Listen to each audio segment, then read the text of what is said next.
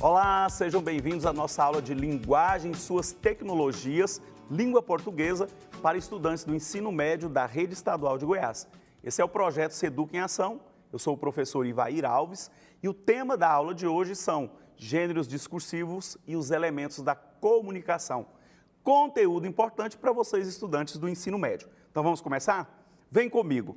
Bom, como em todas as aulas nós apresentamos inicialmente a habilidade da BNCC, é ela que é o eixo gerador de todo o conteúdo. Então nós vamos analisar, por exemplo, os efeitos de sentido decorrente dos usos expressivos da linguagem, da escolha de determinadas palavras e também uma avaliação dos gêneros textuais. Quanto ao objetivo da aprendizagem, nós iremos analisar as funções da linguagem como recursos expressivos dessa mesma língua, considerando as diversas situações textuais e as suas intencionalidades. Como eu já disse na abertura, nós vamos focar especialmente nos gêneros textuais e nos elementos da comunicação.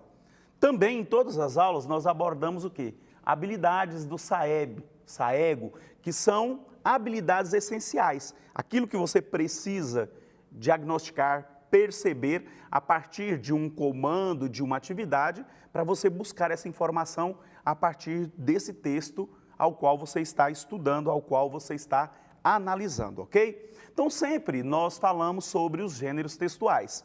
De olho na tela, gênero textual é um conceito que busca compreender e explicar a materialização de inúmeros textos que utilizamos na vida diária, desde as mensagens telefônicas, dos posts em redes sociais e até as entrevistas de emprego, artigos científicos, dentre outros. Então, quando nós falamos em gêneros textuais, no nosso cotidiano, quando você está assistindo à TV, quando você está ouvindo a rádio, nós estamos ali percebendo a materialização de um texto, de um gênero textual. Então, nós temos artigos de opinião, quando um locutor de uma rádio, por exemplo, ele se posiciona a respeito de um determinado assunto, se posicionando criticamente, possibilitando que façamos uma reflexão sobre aquele assunto, normalmente um problema que ocorre na nossa sociedade. E nós vamos perceber também, nesses mesmos veículos de comunicação, uma função denominada referencial ou informativa, nos noticiários. E claro, nós vamos percebendo no decorrer do dia inúmeras informações. Então, nos jornais, por exemplo, nós vamos perceber essa gama de gêneros textuais. Então, nós podemos perceber a notícia, que tem o objetivo de informar. A partir das notícias, nós temos a informação do que está acontecendo no mundo, o que está acontecendo na nossa comunidade, no nosso estado, no nosso país. A reportagem, apesar de ser informativa, ela traz um caráter de exposição, porque ele não precisa, uma reportagem, por exemplo, uma notícia ela é factual, ela acontece e já precisa ser relatada.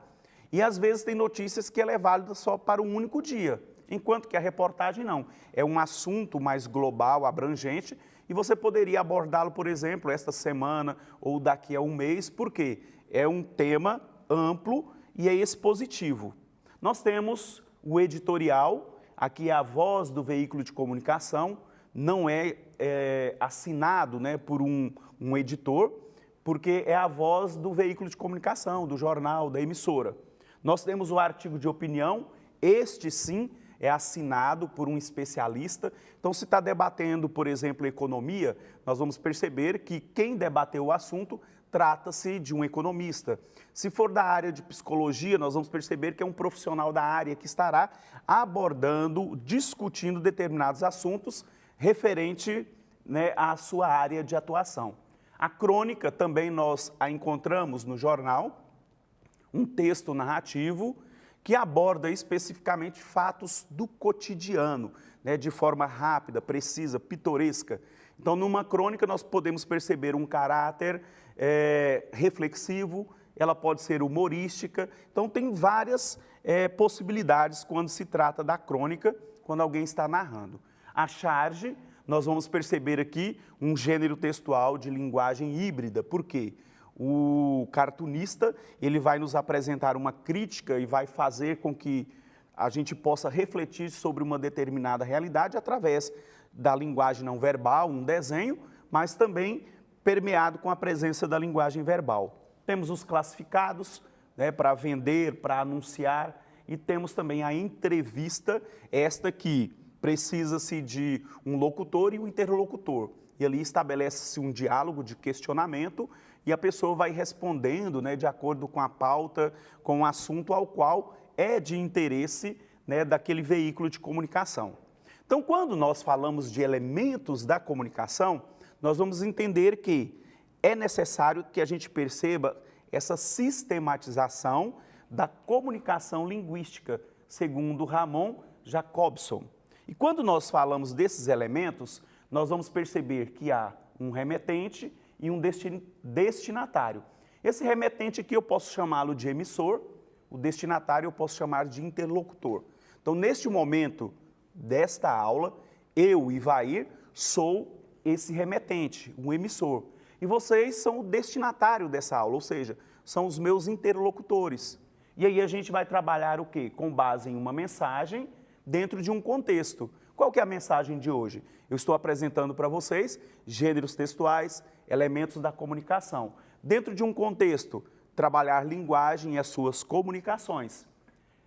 Nós temos o contato aqui e o código. Qual é o código ao qual nós estamos utilizando? A língua portuguesa. Então fica fácil da gente entender a partir dessa sistematização que todo diálogo, todo texto, ele tem essa via, né, de um emissor, um interlocutor, uma mensagem, qual é o código que está sendo utilizado. Olhando aqui ainda na tela, olha só, esses elementos de comunicação estão relacionados com a função de linguagem.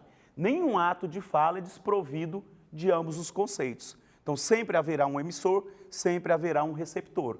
Então, nós temos aqui a função poética, uma mensagem com base na subjetividade, nas emoções de um autor, de um poeta.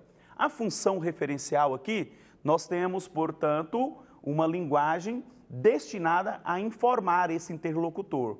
Temos a função fática, de verificação, nós temos a função conativa, que é aquela que pretende convencer você, né, a fazer uma reflexão ou comprar um produto, uma linguagem bem presente nos textos publicitários.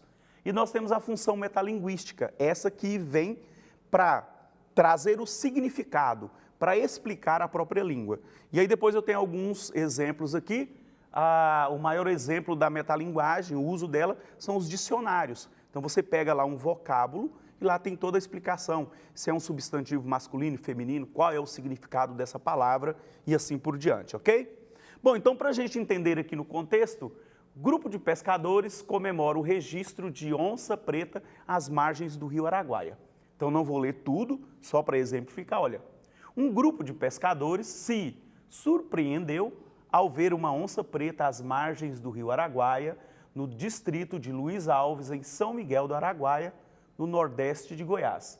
Um vídeo feito pelo guia de pesca Adair Pereira mostrou o animal parado em um barranco, encarando enquanto eles passavam pelo rio. Então foi no G1, em 16/10/2022, e nós vamos perceber aqui qual é a função dessa linguagem. Então, uma notícia, basicamente, traz a função referencial ou informativa. Por quê? A notícia tem esse objetivo de informá-lo de algo que aconteceu. E aqui, de modo especial, eu trouxe porque trata-se de natureza, né? Aqui nós temos o Álvares de Azevedo, né, um poeta do romantismo. Amor, amemos, quero de amor viver no teu coração, sofrer e amar dessa dor. Aqui do outro lado, vem anjo, minha donzela, minha alma, meu coração. Aqui ele idealiza, porque no período do romantismo a mulher era idealizada. E a gente vai perceber o quê? Minha, meu, primeira pessoa, subjetividade. Ele escreve a partir da sua percepção de mundo, das suas emoções. E aí nós estamos falando do quê? De uma função emotiva e poética.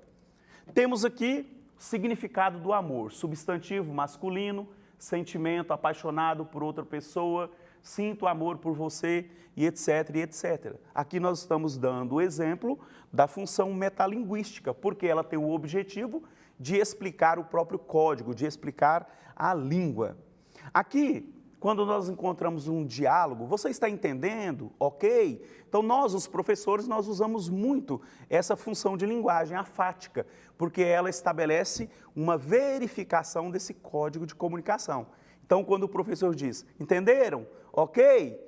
É porque ele está verificando se estabeleceu um canal de comunicação e se a mensagem foi compreendida. Seja humilde, não há violência. Respeite sempre.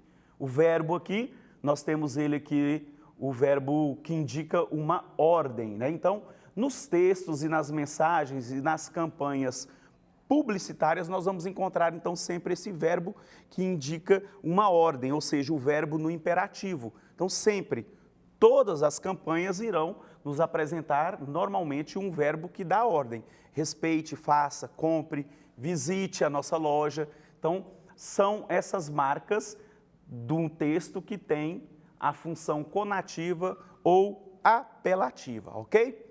Bom, então, para nós finalizarmos a aula, nós temos aqui uma atividade e nós vamos analisar essa imagem. Olha, para ter uma sociedade justa, você precisa apenas mover um dedo.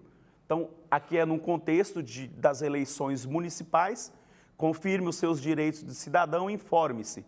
No mês de setembro, você acompanhará a matéria sobre a disputa pela Prefeitura e Câmara de Vereadores.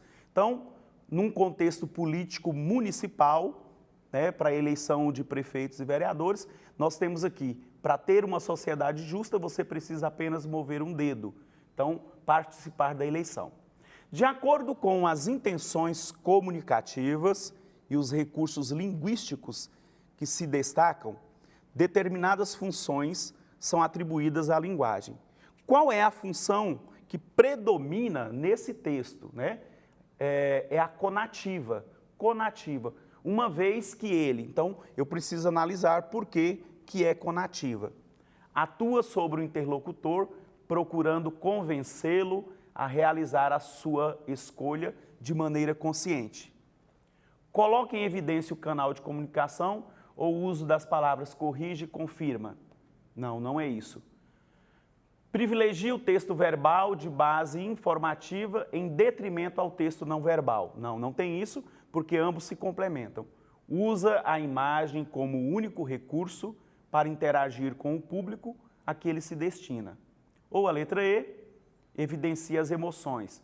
As emoções, primeira pessoa é subjetivismo, seria poética ou emotiva. Então, nenhuma dessas alternativas aqui, B, C, D e E, não estão corretas, porque quando nós tratamos da função conativa, ela atua sobre o interlocutor, procurando convencê-lo a realizar a sua escolha de maneira consciente, já que o comercial, a publicidade aqui é sobre as eleições municipais. Beleza?